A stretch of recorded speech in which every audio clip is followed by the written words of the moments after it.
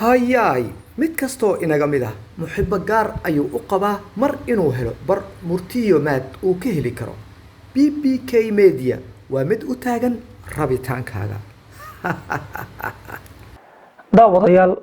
waxaa ku soo dhawaataan xigmadda toddobaadka oo aan idiin soo jeediyo anigoo ah Bile Maxamed Cabdi waxaa qalinka u qaatay Ustaad Maxamed Yuusuf Xaaji Tahriib dhanka farsamada waa Cabdirasaaq Kulus daawada qofka xanuunsanaya ayay wax u tartaa laakiin qof caafimaad qaba uma baahna qalbigu kaligii ma dhaawacmo ilaa qof kale uu waxyeeleeyo mooyaane aadanuhu ama bini aadamku inta aan wax la isugu darin ayay isjecel yihiin haddii wax la isugu darase nacayb baa ka dhasha meeshaas qofka waalani waa ka xigmad badan yahay dadka caadiga ah ee fiyow qofka murugsan ma lada hurdo mana xasilo qalbigiisa ilaa waxa uu tabanayo tirmaan